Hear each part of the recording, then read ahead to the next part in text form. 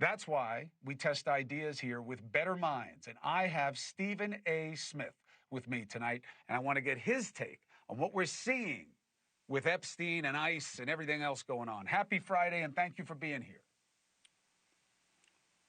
Happy Friday. What's going on, big time? How are you? So, wow, better than I deserve. What do you make of the struggle of ICE versus whatever we want to call this movement on the left that has decided to match ferocity with the right? I think it's foolish. I think that ultimately it plays right into President Donald Trump's hands. Because if you're the left, you may be taking the position, you may think you're taking the moral position, but the reality is on too many occasions we've seen them try to utilize certain issues to foment a level of support, to curry favor with constituents out there who may be undecided, who may be a bit suspect about them. You can call it an evasive tactic on their part, or effort to gain a support that evidently we all see that they've lost, at least to some degree, and they're fighting the good fight on this issue. But the reality is that the election showed us that America has spoken on this particular issues, and while we may not want children being taken away from their parents, separated from their parents and things of that nature, we certainly didn't want open borders where over 12 million people crossed the borders in the United States of America, because we felt that it had a detrimental effect on this country. And so the American voter has spoken about that regard, and what they've said is that the right in their position is closer to a reality that we want in this country than the reality that the left was preaching. And when they send that kind of message, and then your response or your retort thereafter in the aftermath of the election, obviously, is to take this route where you have a representative or an elected official out of Maryland going all the way to El Salvador to talk to somebody, but there's stuff going on right here at home that he couldn't find the time for. This is the kind of stuff that is fodder for the right, and they're going to use to their advantage any chance they get. And they're just way too quiet. You want to care about January 6th, you should.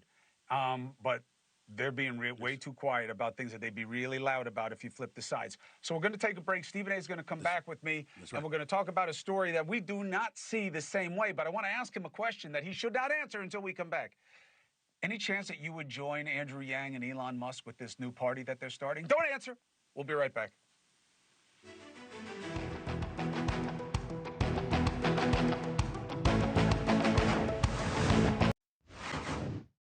All right, I'm back with Stephen A. Smith.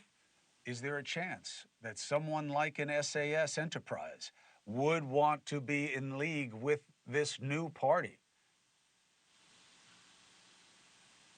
If the party put their muscle and their money behind me and took a step back, sure. But I certainly wouldn't be on an even playing field with them, I tell you that much, because I don't think they are a winning formula. Andrew Yang, major respect for him, a tech billionaire, somebody very smart, very articulate. I like him as a person, but do I think that he's going to curry favor with the majority of voters? No. Elon Musk, I think his ship has sailed. He had his moment in the sun. Ultimately, he's had a falling out, and obviously in that particular battle, it looks like Trump is winning by a mile. You think about the past, the Ross Perot's of the world, former Starbucks CEO Howard Schultz. You look at Ralph Nader. You look at Ross Perot, like I said, and others. A third-party system, a situation like that usually doesn't win.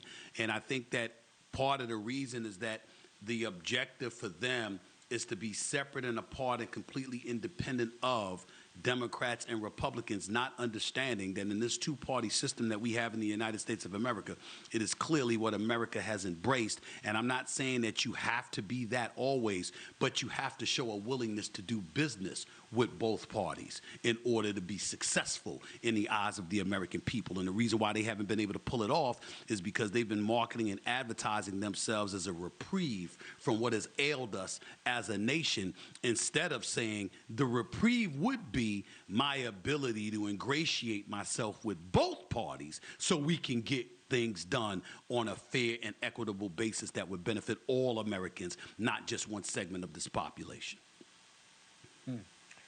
I respect the analysis. So, but we don't really have that conversation very often, right? Because we allow ourselves to be distracted You don't. by conspiracies and scandals Right. because it works better, Correct. especially when you are really just fighting among fringe factions. So that takes us to one of the granddaddies of all conspiracies, the Epstein Yes. lists, the Epstein files. And Trump bought into it.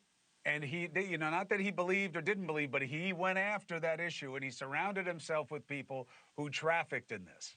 And I don't believe it's going away, but you and I disagree about why it's not going away. You say it's not going away because there is a list. Okay. I believe it's a list. I don't know, but neither do you.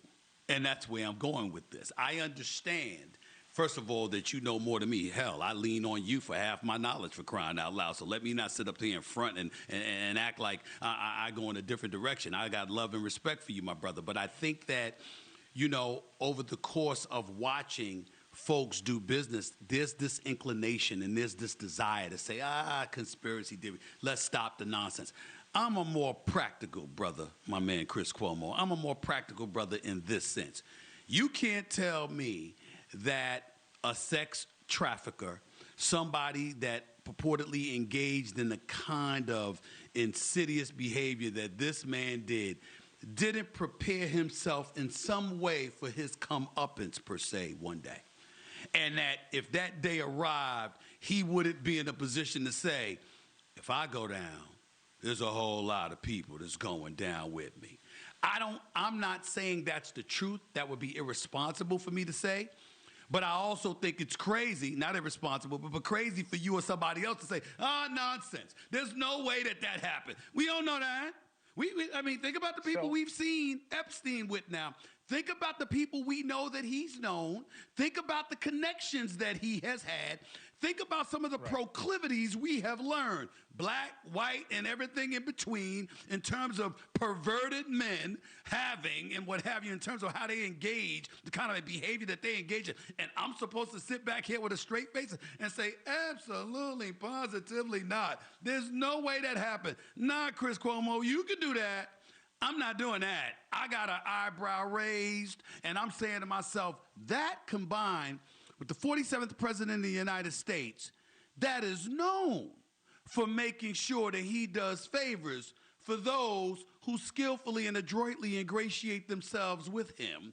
It could be January 6th insurrectionists. It could be elected officials. It could be business folks. It could be anything. If you tell this man you love him enough, and then you need a favor, you can't rule out the possibility that he might look out for you. I'm not saying he did anything. I'm saying I'm not ruling out the possibility that Trump did favors, that said, you know what, let it go. I'm not ruling that out. All right. No, I'm not. So I'm not saying you have to rule it out, but you can't just rule it in because it sounds like New Jack City. I remember what Nino Brown said. I remember I saw Nino Brown, but it was a movie for a reason. So here is my suspicion coming the opposite direction, which is Biden and his team had access to this stuff. Trump and his team had access to this stuff. So I believe that we do not have a great institutional history of secret keeping, okay? And if there was bad stuff in there about Donald Trump, it would have come out, okay? And he would have never put these people around him. He would have never given them jobs, people who were in the pro-exposure stuff. Yes, sir.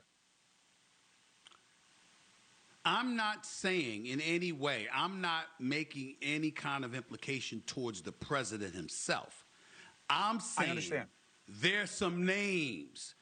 I believe there may be some names on a list. I believe you, and I agree. You also got to remember, we also lament what's... Okay. I'm just saying you see names on both sides of the aisle of people with money and influence or whatever. Yes. They're helping both sides. They're helping both sides. So it's in everybody's best interest to look out for those names. That's what I'm implying. But you have these flamethrowers who would love to take those people down, first of all, and they haven't. And I will caution people. We just finished a trial where, when it began, we expected a cavalcade of celebrities that were all involved in one of the oiliest, orgiastic things we've ever heard of before. And at the end of it, Diddy was all alone. And that is with federal prosecutors who had such a hard-on to get him that they had gone to such great lengths, but they couldn't loop in one other celebrity. They didn't have the evidence. So maybe on That's the right. Epstein Well, side, first of all, we're in a similar situation. They probably didn't have the evidence against Diddy. Certainly not to convict him of sex trafficking and racketeering. They were a bit overzealous, to say the least. And the Southern District of New York ended up with egg on their face in a very pronounced and conspicuous way that it's going to take them a very, very long time to recover from, in my estimation. Fair enough. But when we go to the Epstein, the quote-unquote Epstein file, I'm going to tell you what jumps out in my mind, because I'm with you in this regard. We can't rule it out, but we can't definitively say it existed either, because we don't know. And because we don't know, it's irresponsible to say there must be a list, there must be a list. You can say what you believe, you can say what you're suspicious of, but you can't sit up there and speak in definitive terms when you don't have that level of evidence. That's number two. Number three, here's the big thing for me. The far right is actually, they don't realize this, they're making Trump look better and better every day. Think about this. We've got the war with Ukraine and Russia. We've got the whole Israeli-Palestinian situation, Hamas, Hezbollah, even though that's been relatively crushed and what have you. We see all of this stuff going on. You got tariff wars. You've got, purportedly the imminent presence of inflation and all of this stuff, or recession. Everybody talks about these things, okay? You see what's going on with ICE. You see what's going on with our border issues and what have you. And Trump, no matter what you may think about him, if you are on the right, you could not ask for better than what he has done, because what he has done is what they have said they wanted and have been trying to get done for years. And even they admit that he's doing their bidding, yet they're in an uproar because the Department of Justice said there's no client list and the Epstein files case is closed. Really? I mean, I'm wondering I got to talk to Steve Bannon. I got to talk to him. I got to talk to some of these people, the Tucker Carlsons of the world and everybody going crazy over the Epstein client list. That's what you're concerned about? I mean, you've got such a hard-on for the president that you are losing your mind with all the things. Again, if you are a member of the right, you're a centrist, you're a leftist, you can't be too happy with what he's doing. But on the right, you have the audacity to look at this man like he's I don't want to be facetious, but you're treating him like he's the Antichrist right now because of the Epstein list. That's what you're mad about? I do find myself a bit shocked by that. I'm like, damn, I expected folks on the right to have a lot better things to complain about than that. But they really, I don't even want to bring up his name, but you know who it was that was crying on his podcast, a few days ago because the Epstein list wasn't released. Really? Really? That's what Bongino, I respect the hell out of Bongino. I really, really do. Yeah. You know what I'm saying? I don't agree with everything he said, but I have profound respect for him and his service to our country, being, doing the things that he has done. But that's what you're reportedly contemplating resigning. You're the deputy director of the FBI. Really? But you know because why? He's embarrassed. He wants to go. Because he thought there was a list, and he was saying he was done. I don't know that he ever thought that there was a list, but here is the answer, okay? This is the answer. See this? Okay. This is the answer, okay? They are upset about the Epstein list. They are obsessed with the Epstein list because it's how they get paid. It has generated gazillions of clicks. And they know that, and that's why they're trafficking in it. Okay. And if you look, there is a pattern I didn't know. The pod people. The pod people don't waste time on what doesn't pay the way mooks like I do on my show, where I talk about things that I know may not be that popular. That's not what these guys do. Exactly. And conspiracies get you paid. That's why they care. Well, let's take let's take a page as brothers from other mothers, respectfully. Let's take a page and just educate a bunch of folks just like all money ain't good money, all clicks ain't good clicks. There's a lot that Chris Cuomo and Stephen A. Smith and others could do to get more clicks. But you know what? Your pride, your integrity, what you stand on, what you stand for matters. You know, represent yourself, represent your name, your family, you know, whomever, you know, who your employer, etc. It all comes with it. And so if that's the answer, and I didn't think about that, Chris, to be quite honest with you, but if that's the answer, it's pretty damn sad.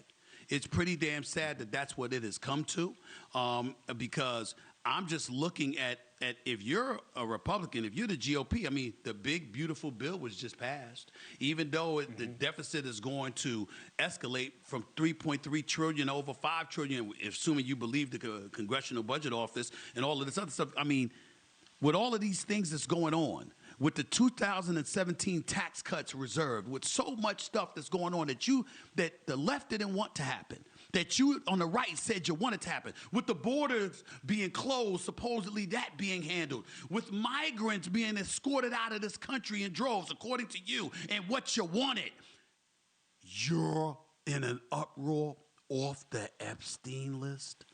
That's all you've got? It's really, really surprising that this matters. Of course, I think there's a list, but I don't know. I suspect, but I have no knowledge, nor do I care. It's Friday night. I'm getting ready to go out and enjoy myself. I'm getting ready to have a nice weekend. I could give a damn about the Epstein client list. It has no effect on me whatsoever. I have a life. I don't understand for the life of me why this matters so much to these. I'm talking about people losing it. They're crying on camera. They're talking about resignations. They're pissed off about everything. I'm like, really? With all the stuff going on in this country, with all the power that you've possessed because of the cachet and the influence you have because of your connection to this administration, that's why you upset at Trump. I didn't blame Trump one bit for looking at them and saying, really? That really matters to you? That's really that important? Now, maybe he had a different reason for saying it, trying to be evasive or whatever. I don't know. But I do know this. In the grand scheme of things, it ain't going to affect the lives of over 2 to 300 million Americans. I think we'll be just fine without knowing whether or not there was really a client list. I think we'll be okay. It's unbelievable that this is a big deal to me. It really is. Well, and I'll tell you what, it ain't going away anytime soon. You know why? Chicka, chinga, chicka, chicka, ching. Everybody's accounts are going to pop the longer they stay mad at it, so we're nowhere near the end of the cycle. Stephen A. Smith, you have a beautiful weekend, and thank you for making your witness here with me. I appreciate you. You do the same. Thank you for watching. Subscribe below and download our NewsNation app right now on your phone, and you will get fact-based, unbiased news for all Americans.